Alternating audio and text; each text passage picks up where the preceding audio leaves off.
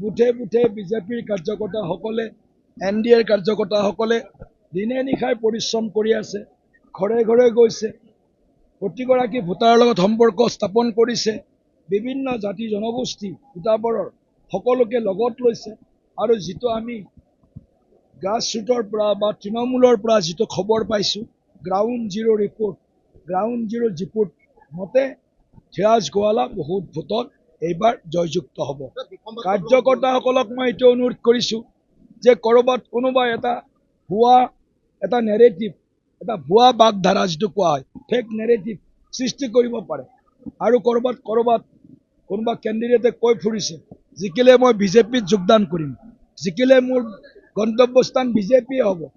ইয়াত এই ধৰণৰ কোনো কথা নাই। কাকো বিজেপিয়ে যিসকলে ভাবিছে এইবিলাক কথা, এইবিলাক বিভ্ৰান্ত কৰিবৰ কাৰণে কোৱা কথা আৰু আমাৰ দলৰ প্ৰাৰ্থী ধীৰাজ গোৱালাক ভোটদান কৰিবৰ কাৰণে মই সকলো কাৰ্যকৰ্তাক বুথে বুথে কাম কৰিবৰ কাৰণে আহ্বান জনাইছোঁ আৰু যি ইণ্ডিপেণ্ডেণ্ট কেণ্ডিডেট বৰুৱাৰ নাম ওলাই আছে, তেওঁ মোৰ দৃষ্টিকোণেৰে বা মই যিখিনি খবৰ পাইছোঁ সেইজন হ'ল কংগ্ৰেছৰে এজন ডেমি কেণ্ডিডেট, ছদ্মবেশী কংগ্ৰেছী।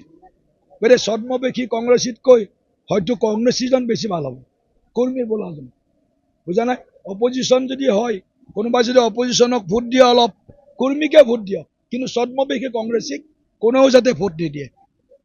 অপজিশ্যন পাৰ্টি কংগ্ৰেছ আছে, কোনোবাই কংগ্ৰেছ কৰিব পাৰে, কংগ্ৰেছে অলপ ভোট দিব পাৰে, কিন্তু বাকী সমাজখনে আমাৰ ধীৰাজ গোৱালা ডাঙৰীয়াক সমৰ্থন কৰিছে। ৰাইজে ধীৰাজ গোৱালাক বিধায়ক হিচাপে চাবলৈ বিচাৰিছে আৰু মুখ্যমন্ত্ৰী ডক্টৰ হিমন্ত বিশ্ব শৰ্মা ডাঙৰীয়াৰ নেতৃত্বত এখন বিজেপি চৰকাৰ, NDA চৰকাৰ পুনৰ তৃতীয়টো কাৰ্যকালৰ বাবে অসমত প্ৰতিষ্ঠা হোৱাটো বিচাৰিছে।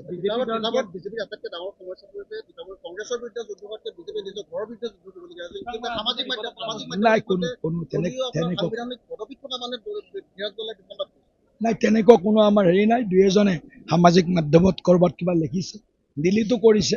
গতিকে সেইকাৰণে মই আজি সকলোকে অনুৰোধ কৰি গৈছোঁ যে যিসকলে যদি আমাৰ কথা, আমাৰ নীতিত যদি কোনোবা দুই এজনে এতিয়াও নুবুজে, তেতিয়া তেওঁলোকৰ বিৰুদ্ধে দলীয় অনুশাসনমূলক ব্যৱস্থা কঠোৰভাৱে লোৱা হ'ব।